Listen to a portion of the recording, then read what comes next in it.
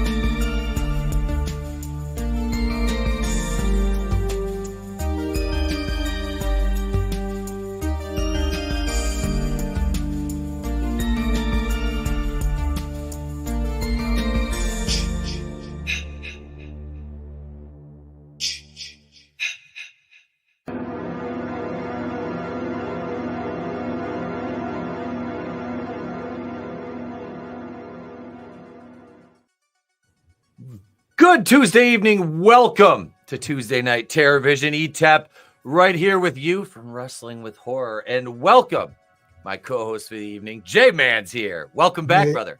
Thanks for having me. I'm excited about this one. Dude, it's great to have you. We're gonna talk about Scarecrows. That is the topic of the evening, 1988. But we gotta rewind because last week Trina and I reviewed In a Violent Nature, and neither of us liked it very much. I gave it points, though. I gave it points for the fact that it tried to do something different. Right. The kills were cool. There was, like I said, I think I said there was more character development in Terrifier than there was in this. I don't know. It was just, it was. I gave it a 1.5 out of 5. Wow! Oh, wow! Okay, so I liked it way more than you liked it then, but I didn't love it. Yeah, I hit it with a 1.5. Trina went with a 2 out of 5 with it. What did you think of it? All right, so well, firstly, it's Canadian, and I'm Canadian, and it's in the Constitution that if a Canadian makes a film, you can't give it less than 4 out of 10. So that's like where it starts. I can't do it. I wouldn't be able to sleep. So I caught your stream, and as soon as you got into spoiler talk, I was like, okay, I'm going to go. And then I was going to watch it that weekend, but then you guys got me pumped. I'm like, I'm just going to watch it right now. I literally logged off your stream. I was like, F it, let me just watch this right now. So I use my spaced system to review movies, which is story, pacing, artistry, characters, enjoyment. And each category, you get a score between 0 and 2. 2's the best that you can get. Mm-hmm. So the storyline I gave a 0.5 out of 2. So 1 is good, 2 is amazing, 0 is bad. So I wouldn't say it's bad because it wasn't aiming for a storyline. It was aiming for the killer's point of view, and it had just a little bit of a story to kind of get that concept across, but really there is not much of a story, so I really can't give it high marks for something that doesn't exist. I gave the pacing a 1.5 because even though it was from the killer's point of view, I actually thought I actually wasn't bored, but there was some parts where even though it was a short movie, it certainly could have been trimmed a little bit more because I felt like there was a lot of just meandering around. It goes with the concept. It's like, what's Jason doing when we don't see him, right? Mm-hmm. Well, he's walking around. Like, I don't need to see him walk around. The artistry, I gave it a big 2 out of 2. And the way I review these movies is that I'm comparing them to their promise. So every movie is a promise to you, the viewer. So it's promising to give you a serial killer slasher movie from his point of view. How well did it deliver on these 5 aspects? In the art department, it did very well because it looked good. It had that full frame kind of look. The kills were really nicely done. It was in the bright daylight. I could see everything perfectly. It was shot well. It wasn't like Blair Witch where like half the people barfed when I saw it in the theater. People were walking out of Blair Witch. I wanted to walk out because it was so boring, but people walked out because they're having motion sickness. It was shot well. The characters, I gave it a 0.5 for characters because there are no characters. So there's a glimmer of some characters, but even the characters that we get a glimmer of, I really did not like any of them at all. I thought they all sucked and just want them all to die. And they all did a lot of stupid things. And not slasher movie character stupid things, but stupid things even for a slasher movie character. I gave the enjoyment factor a 1.5 because I'm a sucker for good kills and like a somewhat decent mask. So add them all up, I gave it a 6 out of 10. I'm a big time sucker for Canadian low budget movies. I even like Skinamarink, which everyone despised, and nothing happens. If you watch, I don't know if you've seen Skinamarink.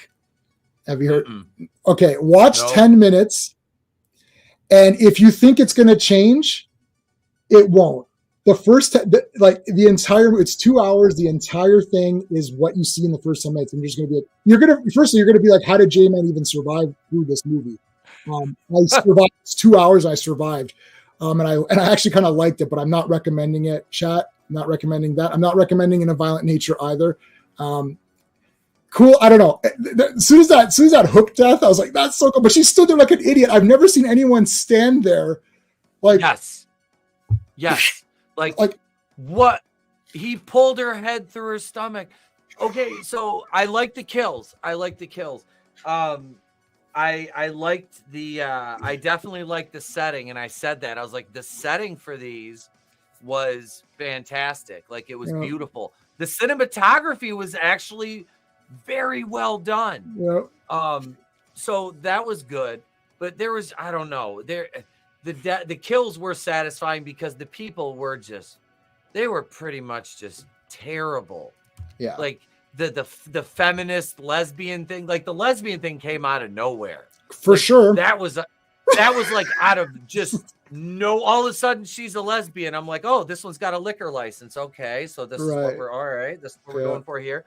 And then all of a sudden it's just like, okay, he just Jason's his way under the lake, walks across the bottom, and dead. And yeah, then we kill Yoga Girl. And I'm just like, there was a lot of it. I was like, there was interesting choices made. Right. I said, I'm like, it needed a fucking score just in a few places.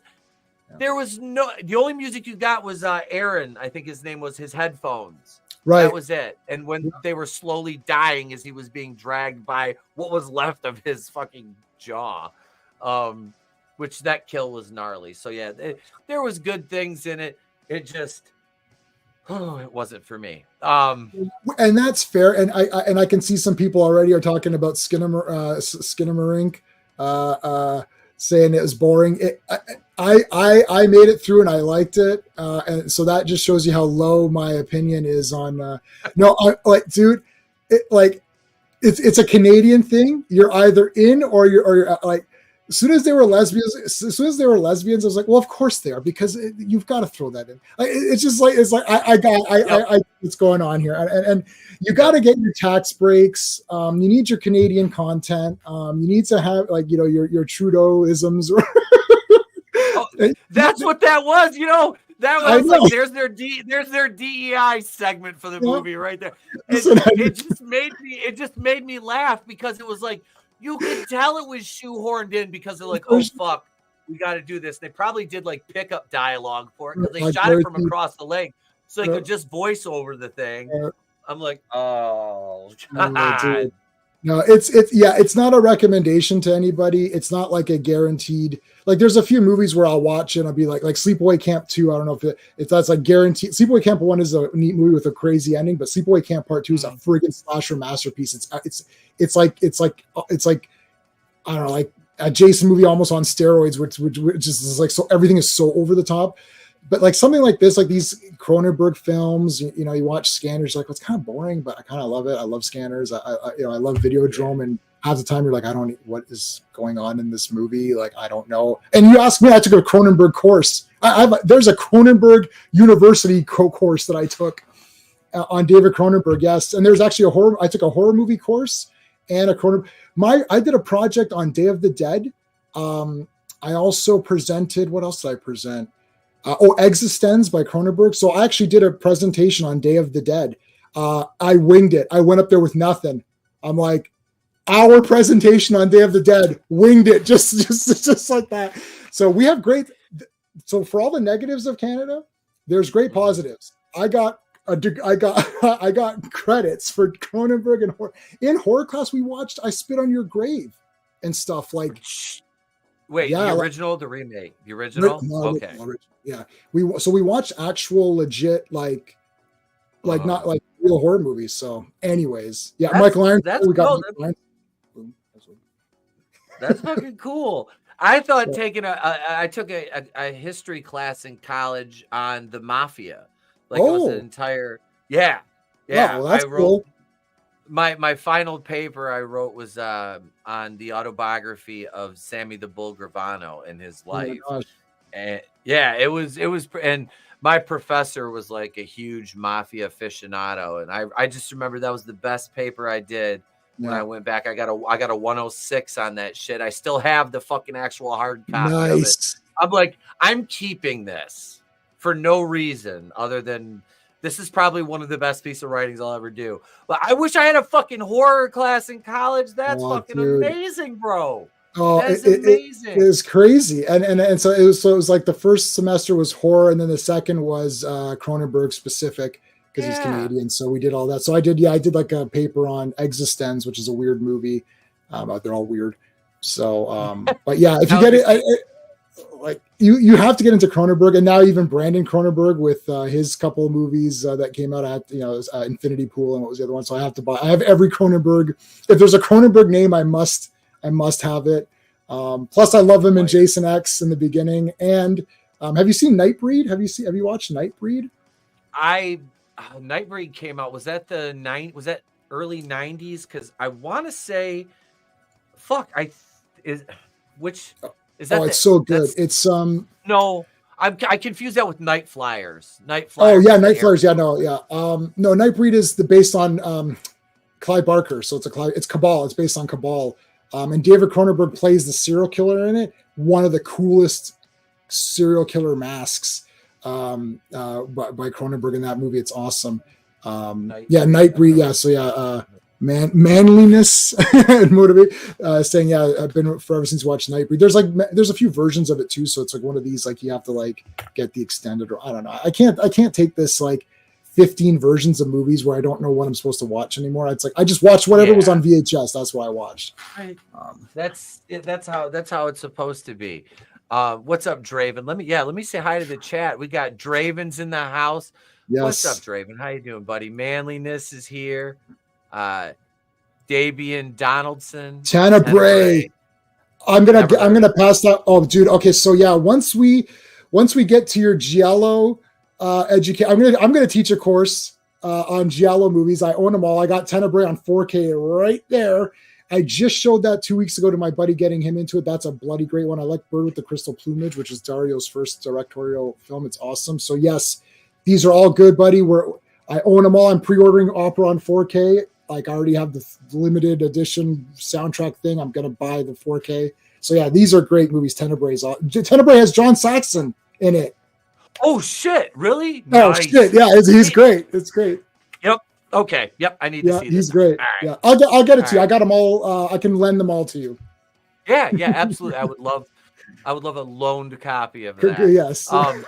We're talking about Canadian movies real quick because we got to get into Scarecrows. But yes, I'm gonna do. It's not horror. It's not wrestling. But I'm gonna do a review of Rad because I bought the Blu-ray and I've yet to actually sit down and watch the Blu-ray. So I'm going to try to do that, and I want to do a review on it because I remember seeing that movie as a kid, and it caused me so many bumps and bruises on my bike, which was way too heavy to try to do the tricks that they were doing. But my God, it was fun. Oh, it's perfect title for the movie too, Rad. Vampires, John Carpenter's Dude, one of my probably top 5 vampire movies is John Carpenter. Awesome. Not only that, because we did a watch party for that about a year or so ago. The main title theme score for that song is so amazing. And James Woods looking like the Fonz. Fire. He was amazing in that. It's all ad-libbed. Yes. I saw vampires before anyone else. I'll say this really quick. I went to go see The Dentist Part 2 in the theater, and it was supposed to be Brian Yuzna, who directed Return of the Living Dead 3 and Reanimator and stuff, or produced those. And the Dentist movies are great. So I was supposed to see Dentist 2. So we're sitting there and they're like, hi, we have good news and bad news. The good news is that Brian Yuzna is here. The director is here, but the movie is not. They didn't get the movie.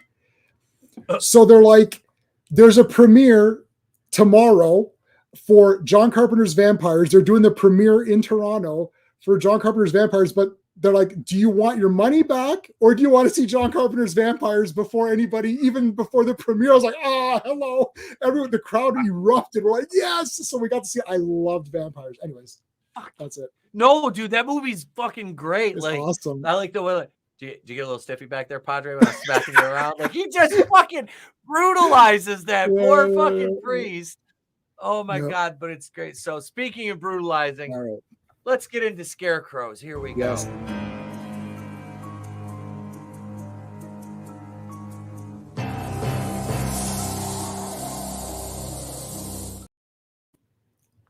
So Scarecrows is was it William Wesley? I'd never heard of this cat before. I didn't really get a chance to look into any of his other work, but so he did a lot. He wrote, did the screenplay, a lot of stuff in this movie. So there's a lot of, and I have, let's see, what have I got? One, two, I got around three pages of notes for this one. Wow. So yeah, I've explained my madness to you. Right. So this all starts with a robbery of a payroll office on the base of Camp Pendleton. Now, they got $3 million from a payroll office at Camp Pendleton in San Diego. Then they hijack a plane, taking the pilot and his daughter hostage. And then Bert turns on the group, and he takes the $3 million. They have a shootout on the plane, and then he parachutes out with the money. So our main group, we have Bert is our defector. We have Al's the pilot, and Kelly, his daughter, that were kidnapped. Dax is her dog. Then you have Corbin, Curry. What was the chick's name? Roxanne. Roxanne. Jack. And Jack. Jack is like the most redeemable. Him and Corbin, actually. Corbin more so. Corbin turns into kind of like to have a nice, like almost a redemption arc. But so Bert is stuck in a tree and he frees himself. His parachute's stuck in the tree, and he runs into one of the Scarecrows.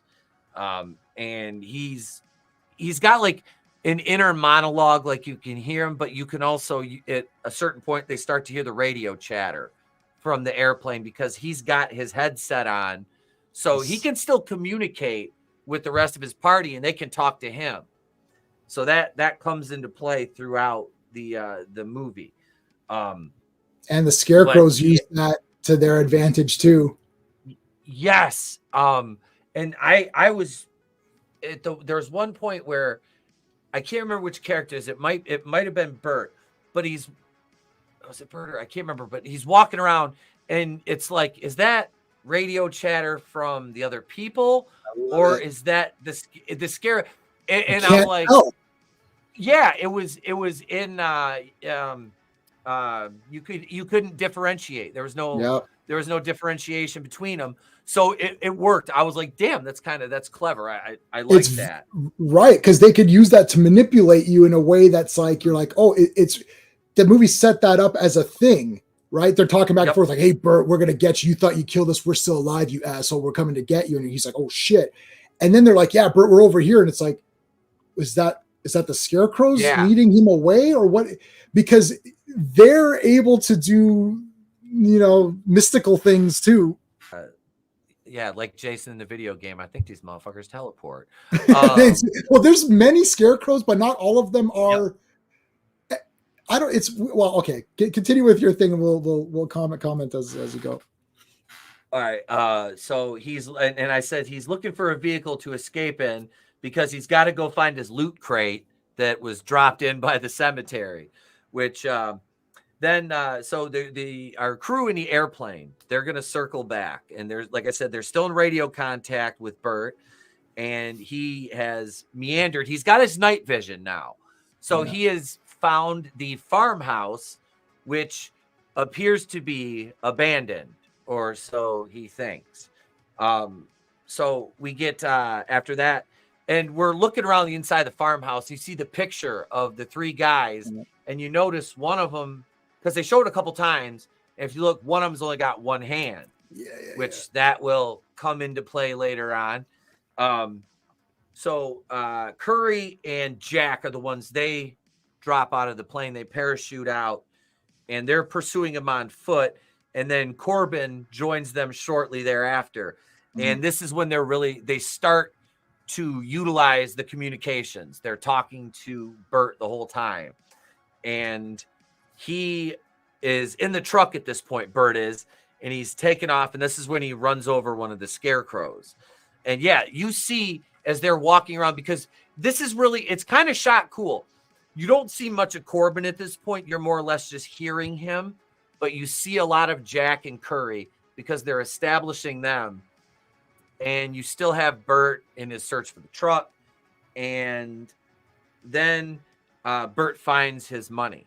He finds the crate and he's loading it. He gets it into the back of the truck, which is this cool old, I think it was a Chevrolet pickup. I didn't get a shot of it, but the plane spots the truck, and Roxanne and Al and Kelly are still in the plane. So they're kind of monitoring him, and Roxanne at this point, I think, was telling him, we're going to land. He's like, we can't. She's like, we're going to fucking land. Right. She's actually the meanest. And this is 1988. This isn't like some agenda thing. It's like she's a complete mean. She doesn't look pretty. She's not ugly, but she's not pretty. It's just like the characters are all realistically they're just regular people. Like there's no teens, there's no sensationalism, there's no love story, it's just the story. Like whatever you've been saying, that's it. Like there's nothing else going on, which I kind of liked. It's just the mission: get the money and get out of here. And then the Scarecrows are there, and that's the movie. Like, at a couple points, I thought there was going to be something between Jack and Roxanne. I was like, is she kind of sweet on him? Because just a little pieces of dialogue and the way she looks at it's like the way they shoot certain angles. It's like, I think it was that, but that's as deep as they went with it. There was, like you said, there was nothing below the surface of the puddle. It was that deep. That's okay, because it's very fucking straightforward, black and white. Yep. There's certain things that leave room for interpretation, but the main overall arcing story and plot is very linear. It is very fucking linear. It is a side scroller. If that makes sense. For sure. So let's see. Bert has found our money, loads in the truck.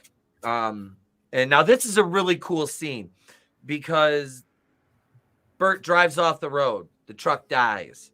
And he discovers the truck was running with no engine whatsoever. Like he looks at it with his night vision and there's nothing under the hood at all. Yep. Nothing. That was like, I was like, oh shit. Yeah, they lured him in. Like they wanted him in the forest, right? Like, it's great. Yep.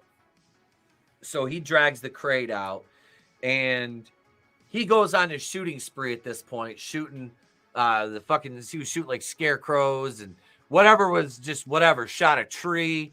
Yeah. And he runs out of ammo. And then I think one of them, it like stabbed him in the gut. Like just now you'll find that this methodology is pertinent to the rest of the movie. How everybody catches one to the stomach, and that's done for a reason. So after this is the first point, and I have here, it says there's weird scarecrow dialogue, because this is the first time they're using the comms as during this scene when he's shooting, because you're cutting back to Curry, Jack, and then you hear him on the headphones, and you can, and he's shooting at anything because he thinks they're there. They're like, where is he? Because they're like, shit, they can hear everything, but they're not getting any visuals. So that's what it really starts to play with that plot device of the Scarecrows using the comms, which was fucking neat. I really enjoyed that. I've never seen that. And even the kills, if you think about it, every kill actually had a purpose for the way the person was killed.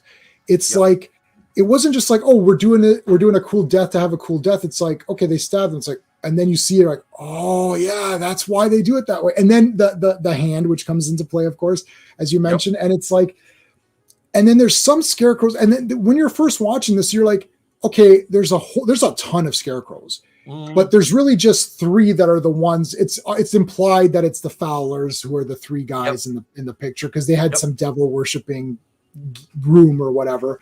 Yes. And you're like, okay, so it's like, was that a scarecrow? But the one scarecrow came around the other scarecrow, like, oh shit.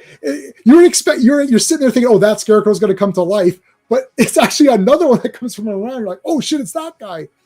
And they have like these weird, they're like demon face scarecrows. They're not like, they have these weird mouths and stuff. And even the scarecrows themselves, because they're a family, there's like they're co-plotting. Like it's almost it's almost like, it's almost like you go over there and get that guy. I'm gonna go over here. Like, all right. Yeah. They're kids drawing up plays in the sand. They've got plays. Okay, you're gonna go over here and get this guy. Yeah. Move this guy over here. But then they start, at no point in time, you're never sure. Have a good one, man. Thanks for popping in. Have a good one, Davian. You're never sure when the scarecrows are doing something or if it's just a product of the location. Like, okay, the lights aren't working. Is that because they're making it not work? Then the water turns on. You're like, okay, so they want them to. It's like that's the signal for it to begin, and then the generator starts going. You're like, okay, that's the signal that we're on now. And the characters, they're so unconventional because it's like a military, it's almost like a military team, but they're criminals. So it's not like it's not like they deserve to die. Like they should just go to jail for what they've done, but you're not sympathetic either. This is a weird movie. I saw this, I told you this behind stage, so people, I rented this on a $5, 5 movies, 5 days video store that was across the street from me. They'd rent me anything. I rented Demons, that Tenebrae that we mentioned earlier, like Wheels of Terror, Evil Laugh, all the Friday 13th, all these Kung Fu movies, Scarecrows, it's like a sleepaway, all the sleepaway camps, all these movies that we talk about. I would grab all these. And this one was so weird. It's very slow to start with, but it's all at night. There's almost no glimmer of hope. There's no way to defeat there's not like, it's like Jason, we got to put a chain around him and drown him again. Or there's no thinking of how are we going to stop these scarecrows. Or I would say like 45 minutes of the movie, they don't even know what's going on. Like a couple of guys are already dead, and they don't even, when they get Bert back, I'll let you I'll let you tell that when Bert comes back, because that was crazy. And you'd think like, what, Bert's just right here, what the hell's going on?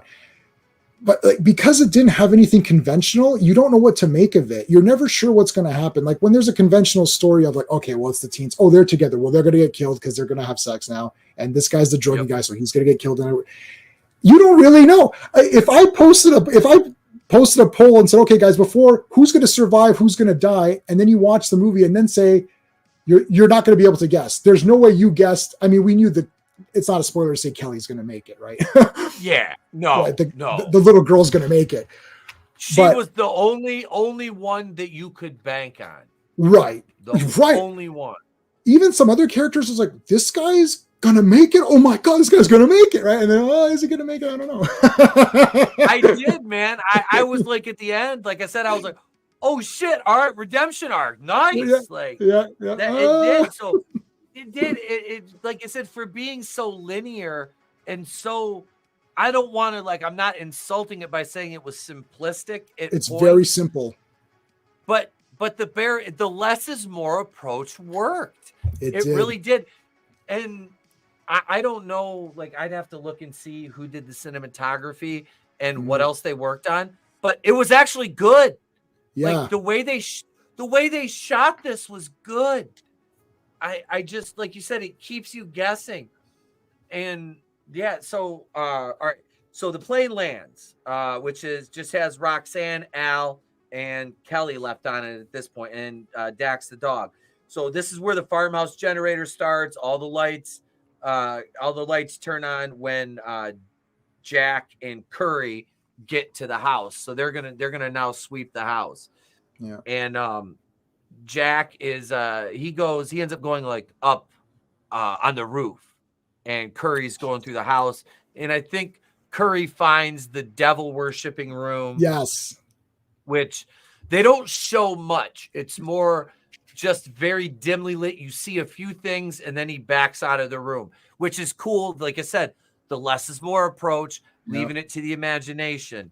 So Jack is looking through his night vision scope. Fuck, this is the best. He sees that Scarecrow just like, he's like, oh fuck, you know. And he's like, what the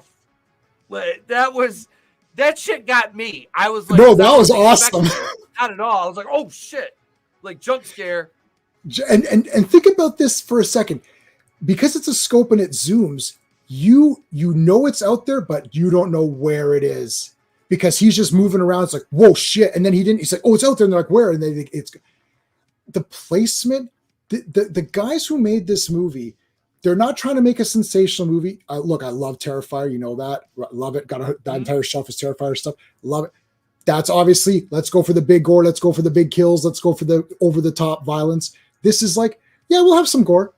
We'll have a couple of jump scares just to have them, you know. But everything feels like it's for a purpose in this movie. Like they didn't just let's make a sensational movie. This is why this didn't really go anywhere. Nobody watches this and then says, oh man, that one kill or that. It's just more like, that was it made you, it's a bit weird. It's just, I guarantee you. So you just watched it, give it a couple of days, think back on it. You'll be like, you know, that was kind of cool. Like it felt like, you know, it was really slow, but you were into what was happening. You're almost like, yeah, like what is going on? Like, and it's Scarecrows, and you think the Scarecrows would be somehow, I don't want to say cooler again. Like I'm not insulting the movie. I love it, but they're just Scarecrows. They look a little weird.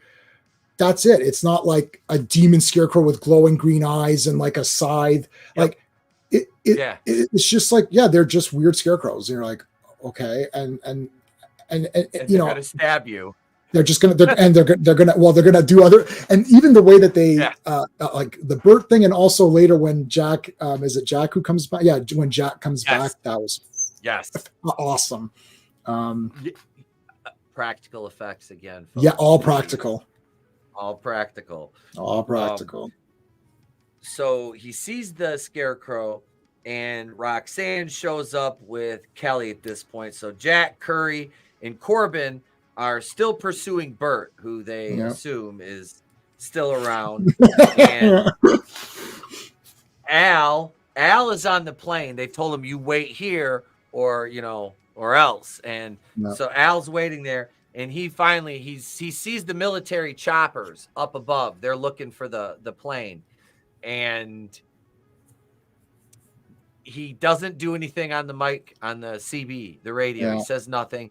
But he retrieves a small caliber handgun he has stashed on the plane. And he's going to take off. He's going to go try to save his daughter. So Jack, at this point, it's Jack, Curry, and Corbin. They see the money's gone. They made it to the parachute location. Money's gone. And Jack's talking about the Scarecrows, freaking him out the whole time. They're bothering him. And let's see. So Roxanne, at this point, she hears gunshots from Curry that were intended for Bert, but they hit one of the Scarecrows. Yeah, they were already pissed. You don't want to piss them off more. So, and then you get this. This is fucking wicked, and this made me think of wrestling. Jack, they see the chute up in the trees. They think so. Jack climbs up to cut it down, and Curry's standing underneath it, and this is the money. So Jack slashes it open, and Curry gets hit with the blood, just bloodbath. Carrie style, fucking the Brood from WWF back in the Attitude Era, you know. The Brood, man. Yeah, I like the Brood. Not the one that missed Kevin Nash on Thunder twice. Right. It hits Curry, and he's pissed. Yeah. Curry is pissed. And you don't know what that is until later, right? Because you now know who's that belonged to, but you didn't know at the time. See, it's things that pay off later. Like you're like, oh, that was, and then you're like, oh, I guess they put some blood and guts in the, but where'd they get the blood and guts? Well, we know where they got them. Yep. See, it actually foreshadowed that, but you didn't think that when you're watching it. You're like, oh, they got covered in blood. Okay, that's a horror thing, the blood. And then it's like, oh, that's what that was. That's awesome. Like, again, just very simple. It's just, less is more. Okay, some blood comes. You it's blood. You expect that, but where do they get it? Oh, who knows? They're demonic scarecrows, whatever. But they did get it somewhere, and they replaced the money. They actually, the money was there, and now it's where the thing used to be. I don't think these guys' name was Fowler. I think their name was Fowlerstein. They were part of the tribe. They were after the money. Look, Mort's feeding them pennies. So somewhere, one of them, never mind. So we get someone's approaching the house at this point, and it's our old buddy Bert, and Corbin just starts beating the shit. They get him, they bring him in. They're like, all right, they're trying to interrogate him, right? And Corbin and Curry are just beating the shit out of him. I mean, he's having no reaction to it. He's just taking it like he's goddamn what was that boxer's name? Fucking Randall Tex Cobb. Oh, yes. Just taking that. What was the other Chuck Wepner. Wepner, the other human punching bag. Chuck Wepner. He there's a reference that not many people are gonna get. It's just like even I don't know. That's a deep boxing cut right there. Okay. But so I know Mike Tyson. That's it. And he's not fighting though he's not fighting that guy. No, he's not fighting Jake Paul or whatever. Give me a break. Anyways. So yeah. All right. So they're beating up Bert. Yeah, they're beating the shit out of him. And let's see, where is that? Oh, okay. So Bert at this point, let's see. Bert kind of goes ham and just starts fucking beating the shit out of everybody. Like he ragdolls Jack. He fucking lights up Corbin. He's going after Curry and Roxanne. She's got, I think it was like a Uzi, like a 9mm style. Just guns him down. But then she looks. And she finds out that he is hollow and he has been stuffed with money. So at this point, we're like, oh shit, that chute that they cut open, that was filled with Bert. That was Bert's guts. Was Bert's entrails. Yeah. So now that's all over. That's all over Curry. And he's been stuffed with some of the money, not all of it, but some of the money. Which is a scarecrow thing. They made a scarecrow avatar or whatever, and it's so obvious, but it's not obvious. Like when they're beating him up, you're like, "What the hell's going on with this guy?" Okay, obviously we saw him get killed, so something's up with this Bert guy. Like he's messed up or something. And then they pick him up, they're like, "Whoa, he feels kind of light," and you're like, "What the hell? He's stuffed with money." So again, it seems obvious, but I didn't think of it when I first saw it. I was like, "Holy crap, he's stuffed with the money!" I was like, "Oh, that's the guts! Oh my god!" Like. I like when you realize something and it's not part of the ending. It's just, this is like, we're like halfway through the movie and it's like, oh, you can see that they're putting a little bit more thought. It's simple, but because it's so simple, it throws you off guard a little bit. And when it adds something cool, it makes it a little bit cooler because you're like, oh, that's kind of cool. Again, look, if you've seen so many horror movies at this point, like there's no shocking of anything, right? If this is the only horror movie you ever saw, you'd be like, oh my God, like this is crazy. But like for us, it's nothing, but it's neat. It's like, that was a cool idea. They stuffed him instead of with straw with money. Now he's their scarecrow, which is cool. The Fowlers foul. Come on. They're like, that's neat, right? You're like, oh, that's even their name is like Bird or whatever. So it's like, that's cool too. They put a lot of little like thought into it. It's like someone wanted to make a movie because I bet you they just made this for themselves. Like, let's just make a cool movie for us. that we're going to enjoy. Yep. And then if everyone else likes it, awesome. If people don't like it, well, then, they don't like it. I'm sure the budget was, I don't know what the budget was. It's probably nothing, right? Like, I don't even says it. Budget was 400,000, made 3 million. That's pretty solid on home video. Yeah. Cause this was direct to video. Yeah. So a $3 million turnaround on a direct with a $400,000 budget with probably no marketing. No, nobody heard of this movie. Yeah. That's a random rental. So you roughly made $2.6 million once you pay out. I mean, you probably walked away with a decent amount for your investors, because I imagine the investors, this was a small pool with a $400,000 budget. So I mean, shit, good on you, and that's it's movies like that become the cult classics. Like, I don't know if this one is considered a cult classic or not by anybody. I could kind of see the merit of it. Honestly, it should be. Yeah. It's a okay. I'll get to what I think of it at the end. Yeah. I don't know. I enjoyed it. It was, like I said, it's at times you're looking at like, this is something, and you're like, but like you said, there's so many little things in there that just make it enjoyable, that it's like, this is fucking cool. It's just cool. That's it doesn't have to be fucking cool. Yeah, that was my thought. And even when I suggested it, and you said, you could pick our movie, and then I watched. I thought, I don't know. Like, I'm not sure about this one. So I said, I'll give you an out. I thought, let me give Etep an out. Well, we can do something more like commercially obvious, And I thought, but I really like this movie. I kind of believe in it. And nobody's going to say, well, that was 10 out of 10. But for me, it's almost a 10 out of 10. If I want to spoil my rating, it's almost, because it's like, I can't review it. Like, if you start to talk about it with someone, it becomes better, because you're like, oh yeah, that is pretty cool. That was, you watch it on your own, you're like, I like that. And then literally the next couple of days, you're like, that was actually pretty cool. Like, what the heck? Like, yeah, who doesn't anyone know about this movie? Like, why isn't this everywhere? Right. And yes, I agree with that. Absolutely.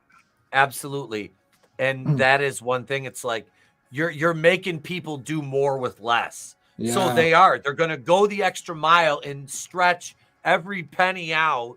And that's how you get movies like this. And yeah, that is the thing. It's like, it does get better when you can discuss it with somebody. No, this movie deserves a following. Like, and when you were like, you said you gave me the out, I was like, no, when you said that, I'm like, he picked this one first. We're going to, and I'm not going to back up from that. No, I was like, well, we'll go with that one, man. That's your pick. And I was not disappointed with it. Really. This was fun. And we're not done yet, because we have during this fracas with Zombie Bert and the unveiling of what happened to his innards, Kelly, who I mistakenly misheard and wrote Ellie throughout my review until the very end, when I realized her name was Kelly when Corbin said it. So Kelly she runs away. Now, this is again, her dad, when he went into the field, he was hearing, help me, Dad. And so he went off, which we're like, knowing, you're like, oh shit, like, this ain't going to turn out good for Al, the pilot. So Kelly runs, and she's hearing her dad's voice, and she finds him strung up and gutted after she heard his voice. So fucking, she gets pulled away. I think then she get grabbed, and then we find out because Corbin finds Al, and because he's the one that finds Kelly, and he tells the group that Al is dead, and it's the exact same MO as Bert. Yep. So, and Corbin says, man, we should bury him. We can't leave her dad out there. And right there, you're like, Corbin has a heart, because at first you're thinking he's going to be probably the most ruthless of the group. For sure. But just by sheer looks and aesthetic, bald head, goatee, he's got the big ass gun, the shotgun bandolier. He looks, but quickly establishes himself as the alpha of the villain group. So Corbin is like kind of more the quiet, reserved one. Jack is always playing his fucking harmonica. Right. Jack lost his harmonica during the jump, and he's lamenting this the Yes. entire time. The harmonica will show back up. It shows back up, which is such a neat little random thing to have. It is a fucking tiny little thing, and it's like, oh shit, here's the harmonica. But yeah, and just the thing with Corbin too, because he looks. Again, you made it. You make assumptions. Oh, Roxanne will try to be the softer. Maybe she's the softer one. No, she's the most. She's the worst. She's the most ruthless. I just want the effing money and let's get out of here. Because even Jack, Curry and Jack have loyalty. Curry has still loyalty to Jack, so that is still an admirable quality. Corbin, as you said, becomes sort of the de facto kind of hero guy who is trying to redeem himself. He definitely looked like, he'll be the angry badass guy.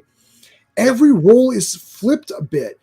And again, it's your assumptions. And again, it's a simple movie, but is it simple? Because as these things start to reveal yourself in your own mind, you're like, hey, I thought that guy was going to be an ass, but he's kind of a cool guy. You're like, see, everything you thought gets flipped a little bit.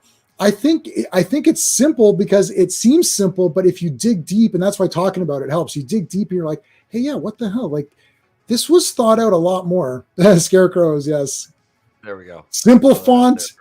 They didn't try to outdo themselves, and it's like Scarecrows. That there's 2 S's at the end. There you go. Like it's like that's it. And it's called Scarecrows because there's many Scarecrows. It's the perfect title. It's just like Scarecrows. Yeah, that's it. And I like that. You're like you hit the nail on the head. Like we said, it's a simple movie. But then, it's really not. It like I said, it's linear, but there's these just little things, and it's like this is not as cut and dried as you originally thought. Because, and then like you said, the characters. Well, here's your characters. Okay, so they're boilerplate, and you're like, but they're not. Right. So that is it's a cool concept. And like I think this was an inside baseball horror movie made by a group of people who were like, man, let's get together. And there was a couple of them that wrote this thing. They're like, hey, we'll put it. And that's exactly what it was. But it worked. Jesus, it worked. It's like, you crazy mad lads, you fucking did it. Yeah, like, you guys. Yeah. It's like, I don't want to say it's Evil Dead because Evil Dead is like super ultra classic and but it's in that vein where they like the first Evil Dead movie. There's nothing silly going on. There's no comic relief. There's no silliness. Nope. There's no, we have to have some characters do this. Even just like Evil Dead 1. Like Evil Dead 1 has the tree part, which is pretty gruesome. Even today it's gruesome. And it's like, they just, I have this term called it's a real movie. And what I mean by that is that it's people who wrote a script, they came together to produce a film and make a film because they wanted to make it, and they did the best that they could, and they put it out in the world for no other reason than they had an inkling or a desire to say, I want to share this with you guys. And if you like it, awesome. If you think it's shit, awesome. I just wanted to put it out there. I call those real movies. It's not like, there's no studio. There's no marketability. Oh, let's put a star in it. Let's put a Playboy Playmate in it or something. Like it's just like, it is like Evil Dead. We just want to make this cool movie, and hopefully people like it. That is it. I love it. There's no like, I don't want to say disingenuous. Like, I don't want to say movies are disingenuous, but I mean, they knew making Scarecrows that this wasn't going to make a lot of money. Like they knew this wasn't going to be The Exorcist or something, right? Like, they knew that, it's not going to be Friday 13th. It's not going to be a Halloween. No preconceived notions, no delusions of grandeur. Right. It was this. It's like this pen. It's like, what does it do for me? It's a stylus. Right. And you can, and you can write with it. Right. And you can write with it. That's what the fuck it does. Do you want it or not? That's what this movie is. Right. This movie is a horror movie with scarecrows and bad guys with guns. You want it? Okay. Well, I'll fucking take it. Why not? Exactly. Yeah. and it worked. It Yeah. absolutely fucking worked. 100%. I really am enjoying it more now as I'm thinking back on scene by scene as we're talking about it, dude, because Yeah. it does. It's like, man, just because, like I said, I just watched it before we came on the air. So, and I like when I have the time. It's nice because wife and kid are gone for the week. So I had the time to do that. I worked all day on the Raw review, and then it's like, all right, time to watch Scarecrows. Yeah, I saw the Raw review got posted, and now we got to watch Scarecrows. Yep. That was basically it. It was like, all right, yep, Raw's up. Let's get that done. So, and one thing I didn't mention yet, there's a weather vane on top of the house, and the weather vane has been changing directions and pointing to people all throughout. Like we've seen in a couple scenes. And I think Jack was back on the roof. Did Jack go back up on the roof? And he's looking out, and the money is everywhere. It's scattered about now. It's growing on trees. The money is growing on trees. Yeah, it's like money's growing on trees at this fucking point. Yeah, it's the money trees. They're picking it off, and the guy's like, it's like, is that the wind? It's like, how did it go to each branch has one bill, and it's just like, and you see Roxanne's greed, which is basically her undoing, but like, they go out, and again, the Scarecrows are luring them out, but not in a weird way. They lured every person out in the way that would work on them. Yes, right. It was all individualized. Everything was personalized. Yeah, personalized. You said, Al, help me, Daddy, help me. Oh, fuck, my daughter. Right? And then they knew the loyalty between Curry and Jack. Oh, wait, I'm coming. Just hang on. Curry, wait for me. I'm coming. He's like, oh, Jack's on his way, guys. Just wait for him. Just give him 5 minutes. He's on his way. They're like, no, he's not coming. Let's go. Everybody got tricked. The dog, they tried the dog on Ellie. Yeah. The dog, right? It's like, because that's what would make her go back or whatever. And then Corbin's like, yo, F it. That's not happening. Let's go. They put the money out to lure Roxanne because all she cared about was money. Got to get the money. Let's get the money. Get out of here. Get the money. They personalize. Dude, this like never happens in these movies. Like, guys go out and get killed, but it's never this thought out where the characters matter. Like, I don't know. And even just, the messing with them, like, and it's not even done in a gleeful way. The Scarecrows, it's not like Art who's enjoying himself, or Freddy who's getting his revenge, or Jason who's just cleaning house. You're on our property, so anyone who comes here just gets killed, and we just do what we have to do to kill them. And is that the deal they made with the demons, or we don't know. It's left open. We just, okay, in order to live, you can live, but you're confined, to this section. I don't know. And then whoever comes there, there's no franchise. There's not going to be Scarecrow toys, and you're not going to be wearing the shirt and all that. It's just a movie. And then I kind of like that, where it's just a movie. It's not a franchise. We're not sitting here saying, oh, Disney's going to ruin Scarecrows Part 14. I can tell you right now, they're going to ruin it. It's not going to be the same. And all the characters will be gay or something. It's just one movie. The trans Scarecrow. The trans Scarecrow or something, right? Like there's no nonsense. Trans Crow lives matter. Sure. There's no nonsense. Like, it's just, the movie's the movie. It speaks for itself. That's it. And you might watch it. Some people might not watch it and not have the opportunity to talk about it in a serious way that we're doing. Nobody's going to spend an hour on this movie. But if they do, I think they're going to see that there's a lot of cool stuff in this movie that you're not really seeing in a lot of random horror movies that come out. I've never seen personalized, like, they usually call out people or come help me, and then that tricks a few people, but never such unique personalization for every character to give a reason to go back out. Because you're like, why would you go in the woods? Yeah, well, your daughter's dying. Oh, well, I got to go to the woods. Well, my dog's there. I got to get my dog. I love my dog. The little girl loves her dog. Well, I want the money. Oh, my friend's out there. I'm waiting for my friend. We served in the military together. We're brothers in arms. Yep. Right? Like, every character has a reason to stay or go. It's not contrived where it's like, oh, I can't run out of the forest because of whatever. There's always some lame reason. There's no lame reasons. It makes sense. Why would you stay? Right? You'd be like, I'm out of here. Well, I'm staying because my military friend who me and him went to battles together and went to war together, is stuck out there. I'm waiting for him to come back. That's why I'd wait. So anyway. Yeah, no, it was. And you broke that down. You broke that down perfectly. I can't expand upon that any further. Excellent analysis of that. Yeah, you're welcome, man.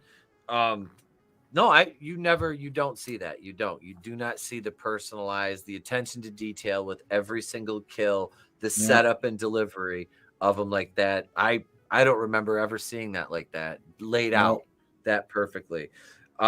So we got the monies everywhere. And so at this point, they're going to go get the money and they're going to split up. And Corbin and Roxanne and Kelly are going to bury Al, while Jack and Curry are going to pick up the moolah. So, and then Roxanne, this is when Roxanne splits off and is hoisted by her own petard. But I said, Jack finds his harmonica here as he's walking through the woods. He's like, hey, my harmonica. And he starts playing his heart. Now, knowing you're being pursued by these weird things and having known all this, and Curry throughout the movie is making little comments about the demonic stuff. A few lines of dialogue sprinkled here and there about assumptions he's making and things of the like. So Jack is playing his harmonica, picking up money, and he gets fucking decked. And you see a saw on the ground. He's laid out, and you see his hand getting just sawed off, and they put the fucking scarecrow mask over his head, and then he just gets stabbed right in the mouth, like right in the face, just gets off. And it was they showed it sawing into his arm too. I'm like, yep, this was definitely, you didn't have to worry about the MPAA with this. The kills weren't too brutal, but they showed just enough, right, just to show you that it's a horror movie. Yep, the ambiguity worked. So we got Curry finds his weapon.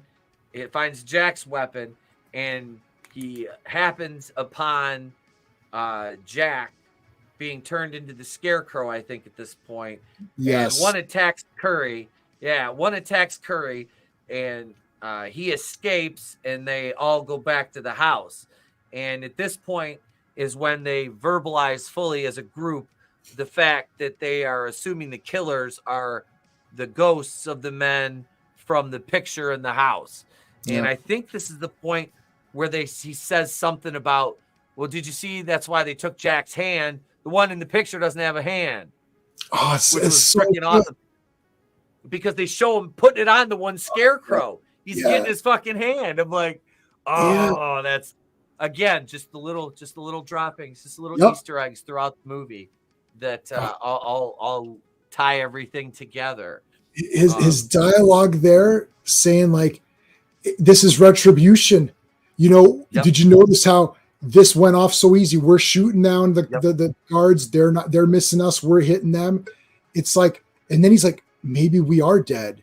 And it's like, maybe maybe we really are dead and we didn't make it. This is our hell or whatever. It's like, and again, you could see the guy deteriorating in just one. It didn't have to be, it wasn't like, oh, we're going to foreshadow this thing. Like you can tell, you can see, it's like, this guy's losing his mind. And then when he's lost his mind, that's when they say, oh, Jack's alive. He's coming back. It's all good. I'm coming back. They don't hear it on the comms, and we don't hear it as the audience, but we can assume the Scarecrows are talking, and Jack, like you actually hear Jack's voice. They don't, sorry, the others don't hear it. He hears it, and we hear him saying, yeah, I'm coming. So it's, again, makes sense. They know this guy's lost his mind, right? All he's got left now is, the hope that his friend is out there. This scene was, I swear to God, I have to look and see who wrote the episode, but this was Rick Grimes in the prison talking to Lori on the phone. I would be goddamned if whoever wrote that into the show, because I know it was in the comics, if that didn't somehow come from it. Just, I mean, come on, that right immediately I'm like Walking Dead prison, Rick. Right. Yep. Like that was it. But yeah, nobody else hears that except for Curry. And he at this point he kicks Corbin, Roxanne, and Kelly out of the cabin. He's like got him at gunpoint, I think. Yeah, he had him at gunpoint.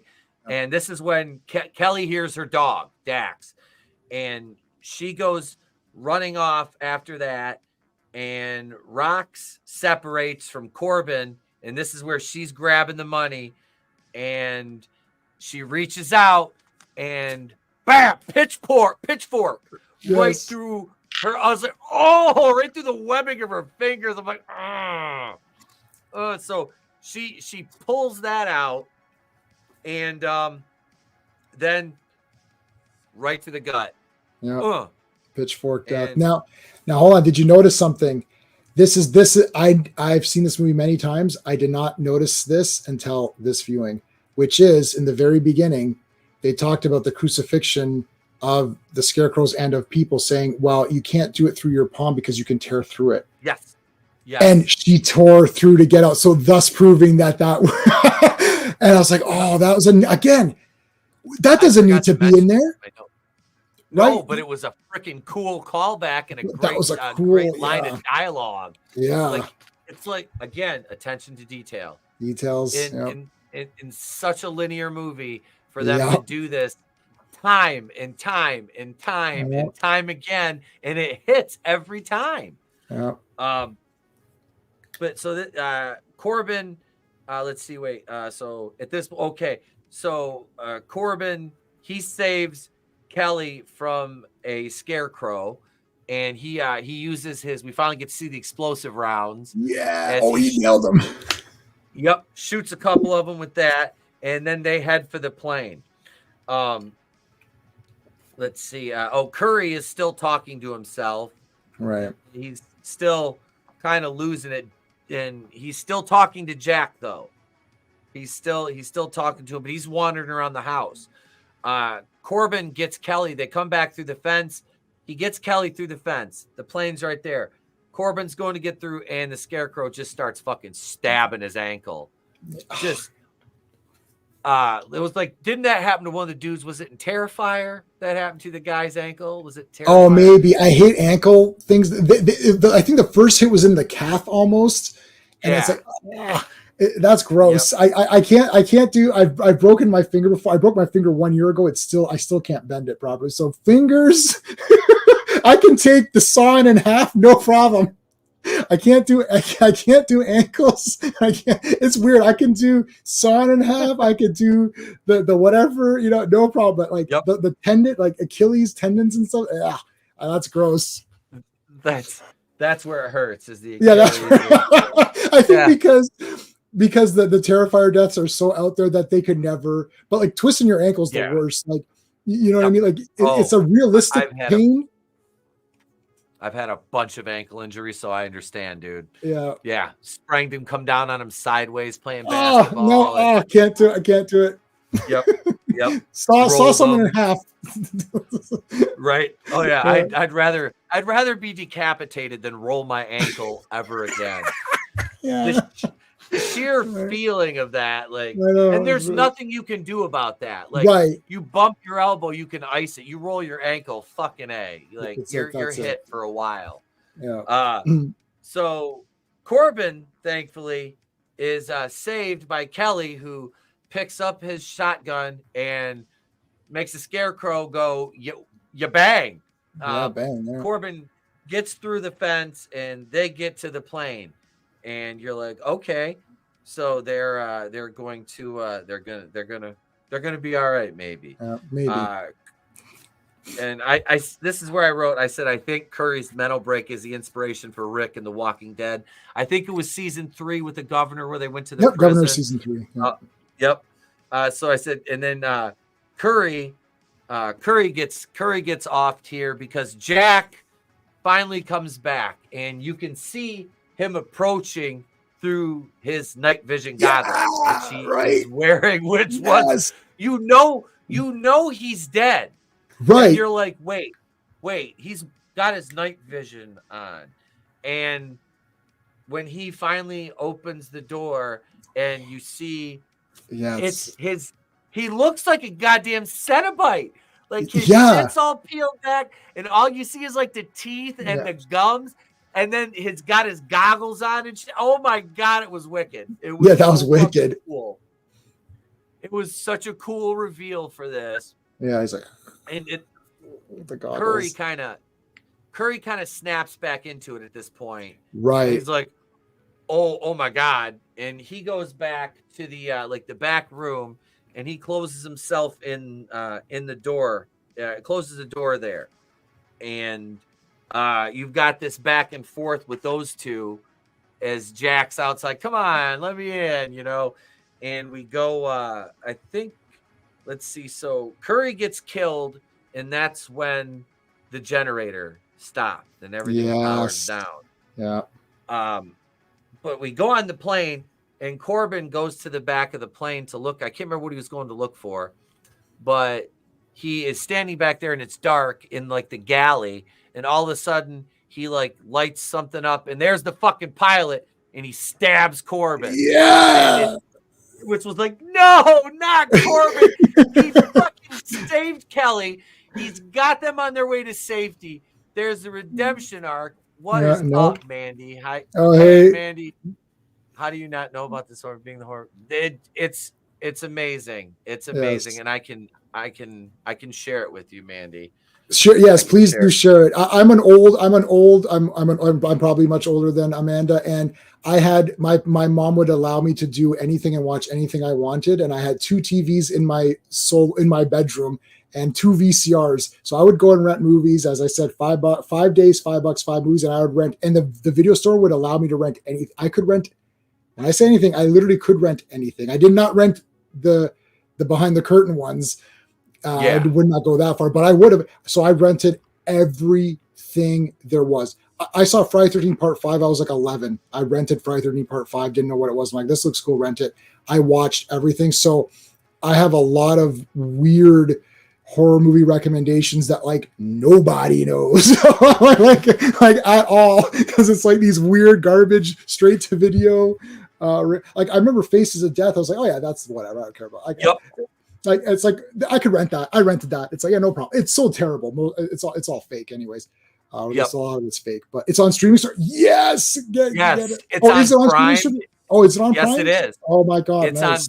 It's on Amazon Prime Video for free. It's on Tubi. It's on the Roku channel. Oh, beautiful. It's on YouTube with a Prime Time subscription. Nice. Fandango at home for $2.99. And if you subscribe to YouTube Premium, you get it on YouTube TV. So it is available out there. And it might even be on YouTube. Somebody might have uploaded it to YouTube, which it's that is but yeah, this was good. So we're on the plane, and we get the fight scene between the pilot and Corbin at this point. And Kelly gets stabbed like right through the right through the forearm. She takes a knife. Even she got nailed. You didn't think there was going to be a fight on the plane, and you did not think she'd get nailed. I was just like, whoa. Even I'd seen this so many times that I was watching. I was like, oh, I forgot she got nailed at the end too. I remember everyone dies, but I was like, oh, she got nailed as well, man. Damn. Yeah. So she got it. She got stabbed. Corbin fucking pulls out a grenade, grabs the pilot, pulls it back, explodes both of them everywhere. Right. That was cool. So the plane lands. We see the dog chewing on the remains of, I think it was Corbin, or maybe it was the pilot. Or the dad, or you can't tell. It was all just a bunch of mesh. Yep. So he's chewing on that. And then we hear the news report. Okay. Which is our last exposition dump, which the news reports are throughout the movie. We get them because they're in the truck when they're talking about everything on the radio, the current events that are happening with the chase, and the search for this group. So we get this, and it's like, oh, the plane was found. The girl was safe. When they opened the plane, though, the dog attacked the first responders. They had to like blow the dog up, basically, shoot the dog. Even the dog didn't make it. Fucking Dax didn't survive. So Kelly lived, though. Yeah, she did. Kelly lived. She was the only one, which at this point you're like, holy shit, how did she even survive and land the fucking plane? Right. She's a hero. Yeah. So this was a fucking fun ride. It really was. I'm gonna go on my normal 1 to 5 with this one, and I am going to go out on a massive limb here, and I'm gonna give this movie a. God, people are gonna be calling me Dave Meltzer here. I'm gonna go 3 3/4. I'll go 3 3/4 out of 5 on this. I don't have a bad thing to say about it. I can't in all good faith go any higher than that because everything has a ceiling.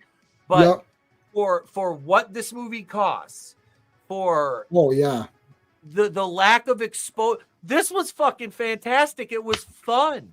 The runtime is so compact. Oh, it's short. Yeah. So compact. It's almost like fan film length. Yeah. This stream is longer than the movie right now. It will be. Like, we're done in about 10 minutes. Yeah. So this will be longer than the movie. You speaking it out could have almost been them people watching. The thing is, you got to see the way it plays out and see how it's shot. I didn't really rate this movie. I was trying to do a quick rating. I'd probably give it like I'd probably give it like an 8 out of 10.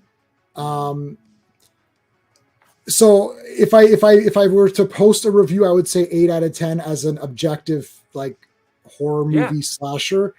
For my personal thing, if you talk to me outside of my, J-Man's reviewing movies, if you talk to me personally, I'd just be like, yeah, it's a 10 out of 10. Just watch it. It's awesome. Because my system breaks down all the components, the story is simple, so it can't get many points for a simple story, but it's told in a unique way. So it makes up for the simplicity of the story because of the little details.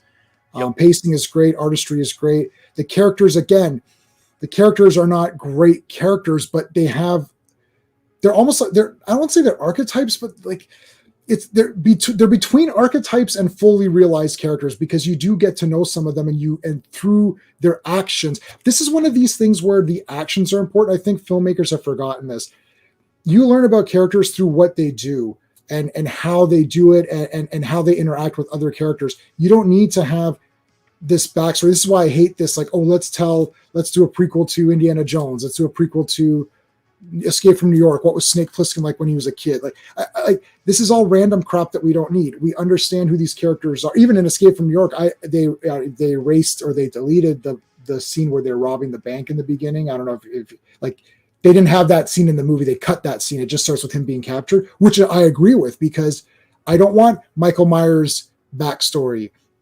I don't want, we understand what Michael Myers is as a force, right? He's an evil entity force. It's like you start to get to this backstory, you get muddled, and then that just breeds confusion, because you're like, wait a minute, but in this movie he did this, so why is Indiana Jones doing that? No, stop it. It's like, I understand the characters based on how they act. I understand them in RoboCop and Terminator. Like, you just need to watch the movie. And this movie has interactions and dialogue where you're like, okay, I get the sense that these two guys are really friendly. I get the sense that Roxanne doesn't really care about anything other than money, because you can see the way she's acting. She's not that upset that Curry or Jack is dead. It's like, oh, well, okay. Seems like, oh, more money for me, right? Whereas Curry is clearly upset. Obviously Corbin has somewhat more of a decency to him because he's willing to help the girl out. Like, Roxanne tries to have a connection with the girl for a little bit, where she's like, oh, here, you want some makeup or something? And it's like, you kidnapped me and you're holding my right. She's giving her fucking, here, try some blush. It'll make you look a little more happy. It's like, Yeah, and then she's like, okay, fine. You're holding me at gunpoint, bitch. What the fuck are you talking about? Right, and so you could see it's completely frivolous. Like she doesn't care at all. She's just like, yeah, oh yeah, I'm just trying to be nice to as an appearance of nicety. It's like you don't care. So the characters do have some depth, but not. It's the movie's almost too short to get into all of that. But I don't want to add runtime because I already feel like it's kind of its perfect time. Yeah. My enjoyment factor is a 2 out of 2 using my system, so I'm like an 8 out of 10. But personally, I just say it's awesome. Like, get it. Like, yeah, like I review movies because I review them and people want a number, right? Otherwise, they're like, well, what did you think of it? It's like, I don't know. Like, but if you just talk to me outside of my streaming, I'll just be like, yeah, it's fucking awesome. Like, just get this movie, just get it. Like, watch it now. Like, he's gonna go watch it. Yes, that's pretty much how I would recommend this movie. It's a fucking kick-ass movie, and you'll probably enjoy it if you like horror. If you like horror, yeah. Yeah, if you're it's a good intro. Fan, it's not a bad intro horror movie, really, because it's not super gory. It doesn't really have nudity. There's not really swearing. No, it's weird. It's surprisingly tame as far as like the TNA and the profanity goes. Yeah, for a horror movie, very tame. If you, especially given it fell in that year between in the 80s any time, but specifically like the mid to late 80s was like the apex of like the gratuitous nudity and violence and profanity. That was like when it was at its, and then like during the 90s it kind of started to just the gratuitous nudity started to kind of dissipate, not the other stuff, but just the nudity really did. And then it became like a lost art. But yeah, we didn't get any of that in this movie. So yeah, for it being an intro horror movie, absolutely. This definitely is right there. Yeah. We were both pretty much in agreement that this is it's a fun movie. It's one that's definitely worth watching. There's the characters, there's it's an amalgamation of, like you said, archetype and having some depth and development. So it's just enough to make you wonder, but you don't need any more. You don't need any. I feel if this movie would have ran 5 more minutes, it would have overstayed its welcome. Right. I agree. Like it's almost like it's about an hour and 10 minutes if you don't count credits and kind of like those ending exposition dumps. But like it doesn't need to be any. I can't stand long movies, although you haven't seen Terrifier 2 yet, right? That movie is 2.5 hours. Holy shit. I know it breaks all my rules, but I love it. I love it. My rules are if it's over 100 minutes, F you. Why is this needs nothing should be over 100 minutes. Nothing should really be over 90 minutes. I added 10 minutes because people would say, I like longer movies. I'm like, to them, I say you're an idiot. You need to pare down. I can't rewatch. I could watch Scarecrows right now. We could log off right now. I could go watch Scarecrows and still be in bed by midnight, right? Like, I hate where you can't rewatch stuff. Like I watched Evil Dead 2 100 times. Like I'd watch Evil Dead 2 and be like, oh, I'm just going to watch that again. Right. Like, Army of Darkness. I saw Army of Darkness like 3 times in one day. I'm like, oh, I just got to watch that again. Because it was 85 minutes or whatever it is. Right. Like these movies, and this is how people memorize movies. Cause you just keep watching. I memorized Army of Darkness. I could do the whole movie. If you play the movie, I could probably do the whole movie, every character. Cause you watch it 100 times because it was 85 minutes. Now, they're 2.5 hours. People are like, well, that seems kind of short, but fair warning, Terrifier 2 is 2.5 hours, but it is pretty epic and gore and horror. Anyway, I have exceptions to that. Like I like my 85 to 90 minute movies. I agree with you. Yeah. Empire Strikes Back is one I am absolutely fine with. There's 5 movies for me. That's my favorite movie. That is my favorite movie. So that's like my 4th favorite movie. So yeah. So I'm like, that one can be whatever it wants. Scarface at 3 hours with Al Pacino. I love Scarface. Oh my God. It doesn't seem at all like that movie is 3 hours long. Never. I don't think I've seen that so many times. Is it 3 hours? I'm gonna fact check that because that seems crazy. It might be 2 hours and 57 minutes. Minutes or something, right? Yeah. Yeah, it's around the 3 hour Oh yeah, mark shit. though. It's 170. Wow, wow, that movie goes by It does. so It just fast. burns right by, man. But that's what happens when you get taken on a ride, like Brian De Palma took us on in that one. And this, like I said, Scarecrows, I'm not compared to Scarface, but just we're talking Of run. course not. Scarface is a No, but masterpiece. we're talking run Sure, times sure, yeah, yeah. that fit their stories, just for the sake of the audience. Yep. No, you know what we're talking about. But yeah, for the sake of Yeah. our audience. But yeah, that it fits. It really does. Yeah, I really I enjoyed this. It was fun. Awesome. And thank you, J Man, for joining us tonight. Joining me and Yeah. being my co-host with the most tonight. Thank you, bro. I Thank you. appreciate it. Tell the folks where they can find you about your channel. His link is in the It's description to the video. Yeah, so JMan77. So I mostly actually do comic book stuff, but I do review movies here and there. I'm gonna go see Deadpool, so I'll review that tomorrow. I'm on my buddy's channel. If you're following me on Twitter and all that, it's Gasp JMan. I'll post that. We're gonna be talking about Mortal Kombat. So Mortal Kombat's tomorrow.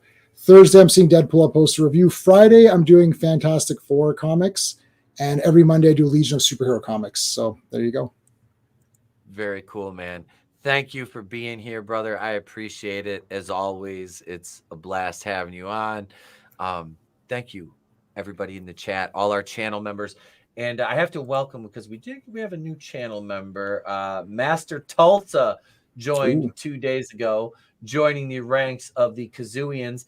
Master Tulsa, if you're watching, you can email me wrestlingwithhorror@mail.com, the world's best mail.com.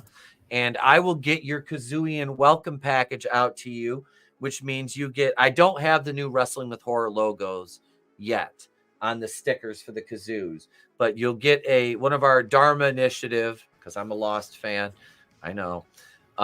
Throw your hate my way. I love gotta that go. show. I have to go now. Well, that was a good one to end off on. He's like, well, it's nice knowing you. Jesus No, that's Christ. it for me. Oh, shit. Soft shoes on his room. But you'll get a kazoo and a trading card for my days in the wrestling ring. I'll send that out to you for joining as a Kazooian. You can join as a Kazooian for $2.99. Harvey Wakuian producer, $4.99. You can request things of me. And also, speaking of that, you can join as a brain buster on Patreon for 2 shekels. 2 shekels, 2 shekels a month. And there is a whole bunch of content over there. We're actually recording Guns by Andy Sedaris, and we will be live streaming it tomorrow night at 8 p.m. Eastern. We'll be watching that and recording you'll be able to get the full commentary. Let me just say the full experience will be on Patreon if you want to watch that way, $2 a month. And if not, you can get access to the public commentary, which will be right here on YouTube. And if you don't want to pay, hell, just subscribe. It's free. It always will be. And I don't care. Like I said, folks, if I was in this for the money, I would have went broke a long time ago. So that ain't why I'm in it. You ain't never going to get anything disingenuous out of me. Sometimes I'll speak properly, and sometimes I'll say you ain't never going to get like I'm from fucking Alabama out of me. No, not casting aspersions. Anybody from Alabama just happened to be the first southern state that popped into my head.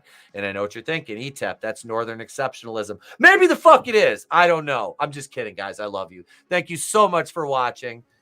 We will be back tomorrow night. I might even do another stream later on tonight because I am in an empty house for the evening. So who the hell knows? But J-Man's got to go. So I'm not going to ramble on any longer. Again, brother, thank you for joining us. Thanks for having me. Anytime, bro.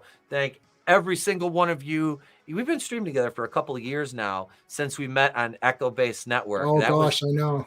Bro, that was 4 years ago. Wow, that's insane. That's a bit scary, actually. That was 4 years ago. Wow. After the Luke Skywalker episode of Mandalorian. Oh, Mandalorian, the last good Star Wars Disney thing. Yeah. Wow, that actually was the last good Star Wars Disney. It was. But folks, thank you so much for watching. Tune in tomorrow. Everybody, welcome all the new subscribers. You guys are enjoying the shorts. The one hit 12,000 views. So Thank you, everybody. I'm getting recommended in the feed now, so keep on watching, keep on sharing, do all the fucking YouTube things. I'm Etep from Wrestling with Horror.